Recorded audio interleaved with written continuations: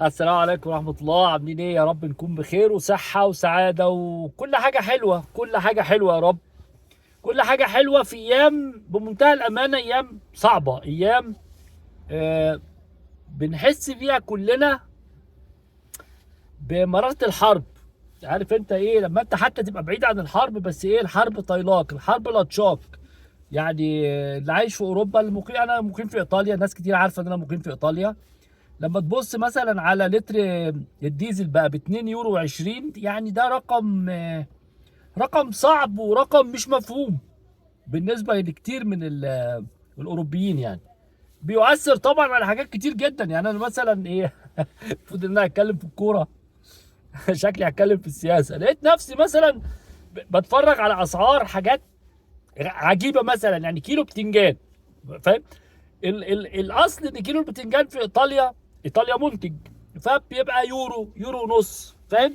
سهله العمليه، مش صعب قوي ان انت تتكلم في منتج زي ده سعره كده. كيلو طماطم، كيلو فلفل رومي، فاهم الحاجات دي؟ يعني انت قلبتها كده ليه؟ انا بقول لك ان الحاجات دي، إن الطلاينه النهارده بيتكلموا فيها، فلما تروح تلاقي كيلو من الحاجات دي ب 4 يورو ونص، كاني بالظبط بقول لك في مصر كيلو طماطم ب 400 جنيه بالظبط.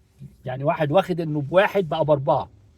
فالامور صعبه. انا سامع واحد بيقول لي اه يا عم الطماطم في مصر كانت ب 50 جنيه. ما هي دي حاجه غريبه. يعني دي المواطن المصري بيلاقيها حاجه غريبه جدا، يعني فاهم؟ طيب امبارح الحقيقه اتفرجت على ماتش مصر واسبانيا، ماتش حلو في النتيجه. آه اكيد لمصر حلو في النتيجه، اكيد للاسبان هيركزوا جامد جدا، واحنا ازاي ما جبناش جوان.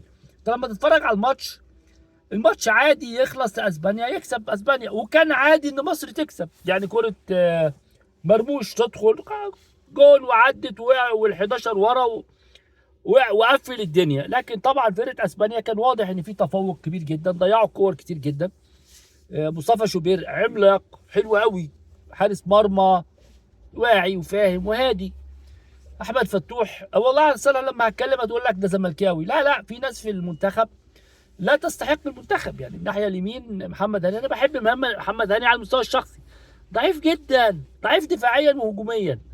زيزو، اديك شفت يعني، اديك شفت يعني هو بيفرق مثلا ايه الفرق بين مرموش وزيزو؟ جت كتير لزيزو كوره ان هو يعدي، لا على واحد بيعدي، ولا بيعرف يطلع اسيست حلو، ولا بيعرف يشوط، ولا بيعرف يجري بالكوره.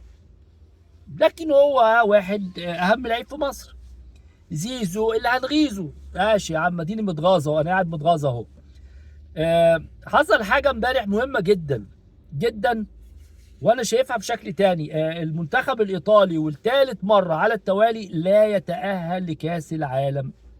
طيب، هل الدوري الايطالي دوري ضعيف؟ لا، دوري قوي جدا جدا جدا، ويعتبر من اكتر الدوريات في اوروبا مشاهده. دوري قوي، دوري فيه اتلانتا، فيه يوفنتوس، فيه ميلان، فيه انتر، فيه فرق مرعبه.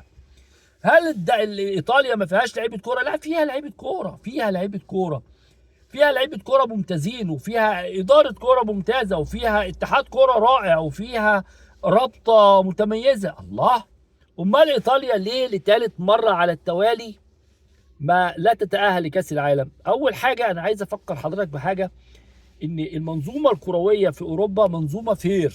يعني ايه الكلام ده؟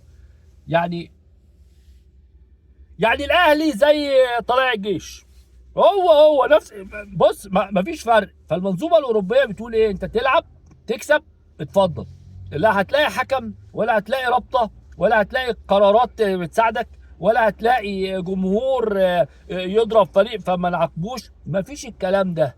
انت ترس في مجموعه، انت زيك زي البانيا، زي البوسنه، زي سان مارينو اللي هي قد كده، انت اتحاد، وهو ده اتحاد، وده اتحاد، كله داخل في منظومه فير. مفيش حاجه اسمها الرابطه الايطاليه هتغير القوانين عشان يوفنتوس بقاله كتير ما خدش الدوري فلازم نديله الدوري. مفيش حاجه اسمها انتر ميلان والله لا انتر لازم ياخد كاس افريقيا. مفيش الكلام ده، مفيش الكلام ده. عندك فريق بيلعب اتفضل يلعب. فرقه كومو تغلب يوفنتوس على ارضه، عادي عادي. مفيش حاجه اسمها امين عمر يحكم 4 مباريات من اصل 10 لفريق واحد، ده كده ريحتها وحشه. والواحد ده هو النادي الاهلي سبحان الله. والمصايب اللي بتحصل في مباراه الاهلي اللي بيعملها امين عمر سبحان الله. مفيش واحد زي البنا يحكم للاهلي وبعدين يتوقف شهرين، وبعدين يحكم للاهلي وبعدين يتوقف شهرين، وبعدين يحكم للاهلي وبعدين يتوقف شهرين. طب هو بيتوقف ليه؟ لان الاهلي بيكسب ظلما وعدوانا. مفيش الكلام ده في منظومه. انت بتخسر. ما يعني مثلا امبارح ما سمعناش رئيس الاتحاد بيقول لك لا والله اصل الاتحاد الاوروبي ظلمنا، لا اصل احنا لعبنا من غير جمهور لان جمهورنا ما عملش حاجه. والله ده 400,000 ازازه نزلت على الملعب ما حصلش حاجه يعني. الاتحاد الاوروبي اللي هيعمل عقوبات صارمه على منتخب اسبانيا. ليه؟ لانه في مباراه وديه ضد منتخب مصر الجماهير عملت هتافات عدائيه وعنصريه ضد منتخب مصر. احنا طبعا ما خدناش بالنا منها، لكن الناس دي ما خدناش بالها منها، ما عندهاش الوظ، ما عندهاش ان مخرج المباراه اللي بيبعت للفار صور مش طبيعيه عشان يغير نتيجه المباراه. مفيش الكلام ده في المنظومه. المنظومه فير، منظومه عادله. الاتحاد الاوروبي شايف ان منتخب اسبانيا المحترم منتخب حلو بيلعب على ارضه، جماهيره اساءت لمنتخب مصر، سيتم عقاب منتخب اسبانيا. هتشوف هو منتخب اسبانيا ماله، هيتم عقاب جماهير ومنتخب اسبانيا على ما بدر منهم في مباراه مصر. منظومه شفافه، منظومه.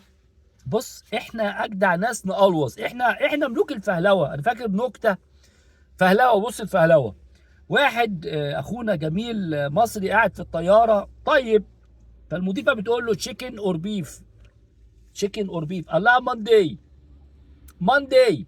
فالراجل اللي قاعد جنبه قال له بتقول لك تشيكن اور بيف، لحمه ولا فراخ؟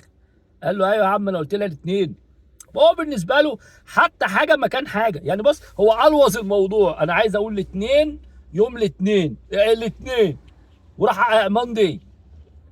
فاحنا بنتعامل مع الدنيا بالشكل ده. احنا بنتعامل انه لا ما ينفعش منتخب ايطاليا، لو احنا عندنا ما ينفعش منتخب ايطاليا ما يخشش كاس العالم، نغير له القوانين، نزود عدد الفرق، ما ننزلش فرق، نطلع الاهلي، ننزل المحله. بص نعمل اي حاجه عشان نغير الحقيقه، نقول ماندي مكان اثنين.